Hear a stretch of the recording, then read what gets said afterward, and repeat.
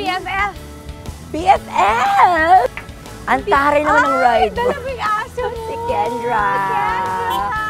Ang cute naman ng bike mo! Of course, ikaw ang mataray. Ang taray ng ride mo, ha? Big bike. Kasi syempre, special sa akin itong lugar na to din.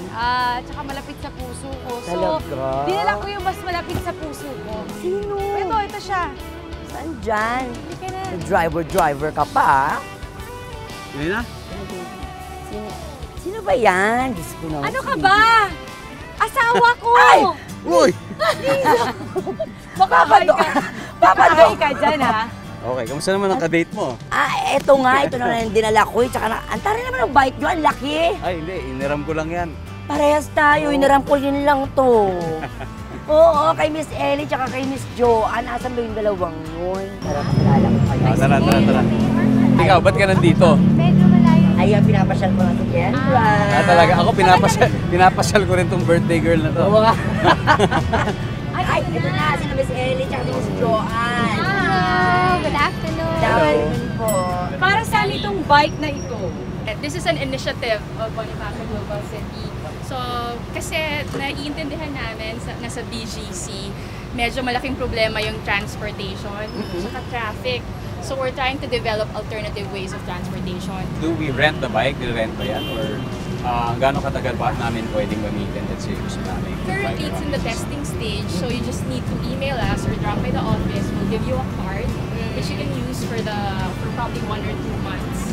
And then you use the bike, you tap your card, it's RFID, and then you go around the city, and then pag may punta ka car, mag-grocery ka, ipapark mo na lang siya, and then let the new user use it. Actually, BGC kasi has this pedestrian priority program and we want less cars on the roads. Hence, kaya nagkakaroon tayo ng bikes, alternative modes of transportation in BGC.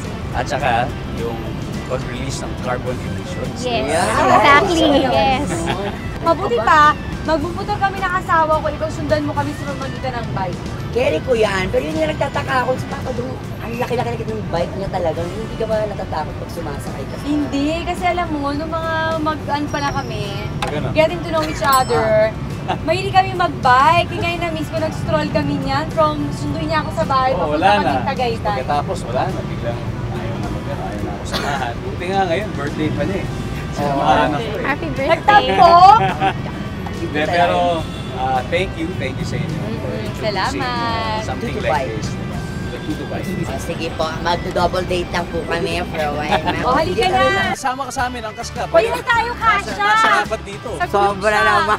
Pero ito na nga, bago tayo magtuloy-tuloy sa joyride natin, I prepared something for you, BFF. Sige. And for you, Papa Dong. Ako pa nag-arrange niyan, ha? Oo. Wow! Ayan.